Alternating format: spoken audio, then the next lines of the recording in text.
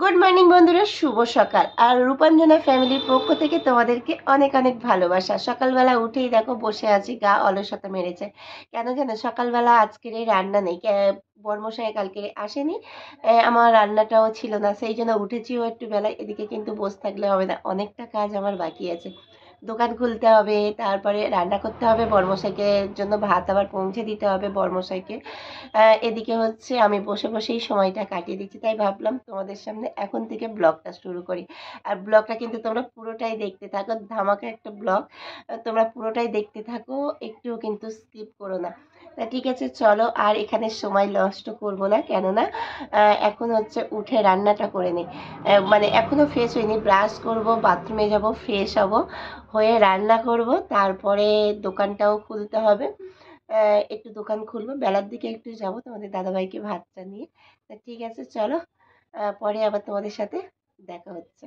দোকান এখন বন্ধ করে দিলাম, আর এই যে রান্না টান্না করা হয়ে গেছে, আমিও রেডি হয়ে গিয়েছি। এই যে দেখো রেডি হয়ে গিয়েছি, যাব হচ্ছে একটু ওই বাড়িতে, তোমাদেরকে বলেছিলাম। তা ঠিক আছে, চলো এখন হচ্ছে তোমাদের দাদা ভাইয়ের জন্য ভাত গুছাবো, ঠিক খাবারটা গুছিয়ে নিতে হবে।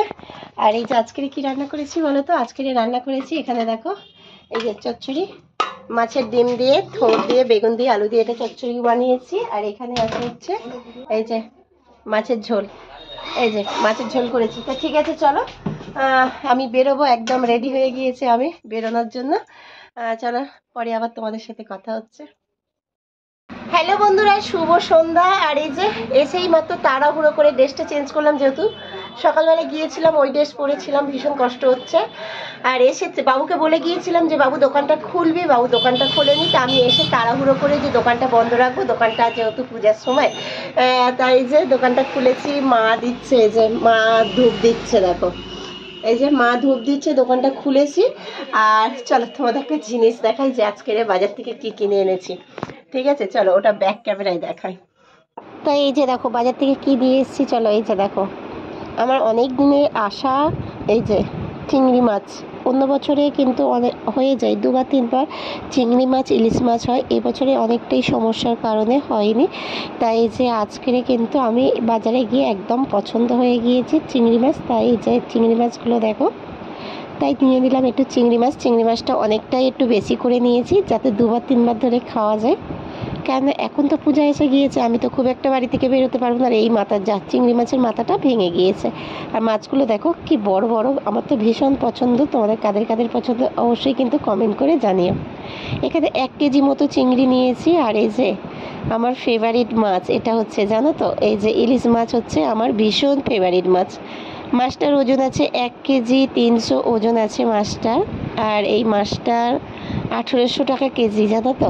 তবুও কিন্তু মানে পয়সার মায়া করলাম না, খাওয়ার ইচ্ছা হয়েছে নিয়ে নিলাম। তো এই যে মাছটা নিয়েছি। আর এগুলো এখন কিছু কাটাকাটি করবো না, কেননা একদম শরীরটা ভালো লাগছে না। এসে দোকানে যাব, এখন হচ্ছে এগুলো সমস্ত কিছু সব ফ্রিজে রেখে দেবো, জানো তো। তারপরে ফ্রিজে রাখলে অসুবিধা হবে না, কালকে বের করে এগুলোকে আমি কেটে নিতে পারবো। আর এখন এই সন্ধে হয়ে গিয়েছে, আর মাছ কাটতে একদম ইচ্ছে করছে না। তা দেখি এখন এই মাছটা ফ্রিজের মধ্যে রাখা যাবে কিনা, ডিপ ফ্রিজে জায়গা হবে কিনা।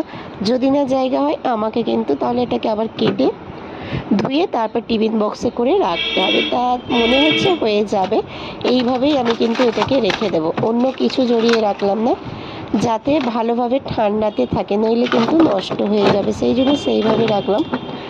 আর এখানে হচ্ছে আরও বেশ কিছু মাছ এমনি ছিল ফ্রিজের মধ্যে, সেই মাছগুলো আছে। আমি ভাবলাম হয়তো হবে না, কিন্তু ধরে হয়ে গিয়েছে। আর এবার এই গামলাটা এখন হবে কি না জানি না, যদি না হয় আবার মাছগুলোকে প্লাস্টিক করতে হবে তারপর। আর বর্ষার সময় আমার ভীষণ পছন্দের মাছ হচ্ছে ইলিশ আর চিংড়ি, জানো তো। কিন্তু এই যে হচ্ছে না, দেখি এখন থালাটা সরাতে হবে, সরিয়ে দেখতে হবে এটা হয় কি না হয়। চলো। আসামির ভিতরে যাচ্ছিল না, জানো তো, যেহেতু নিচে আরও একটা মাছের বক্স আছে, তো তাই জন্য শুধু রেখে দিচ্ছি। এই যে থালাটাকে খুলে দিয়েছি, দিয়ে শুধু গামলাটাই রেখে দিয়েছি, এতে অসুবিধা হবে না। তাই এইভাবে আমি রেখে দিচ্ছি। আর ফ্রিজটা কমানো আছে, ফ্রিজটা ছিল হচ্ছে 3-এতে, আমি করে দেবো 5-এ, একটু ডিপ, যাতে একটু বেশি ঠান্ডা থাকে আর যাতে মাছটা না নষ্ট হয়ে যায়। কেন এত টাকার মাছ কিনে কষ্ট করে আর নষ্ট করতেও গায়ে লাগে, তাই না বলো। যেহেতু অনেক দিনের আশা। তো ঠিক আছে, চলো ভিডিওটা ভালো লাগলে লাইক কমেন্ট শেয়ার করো। টাটা।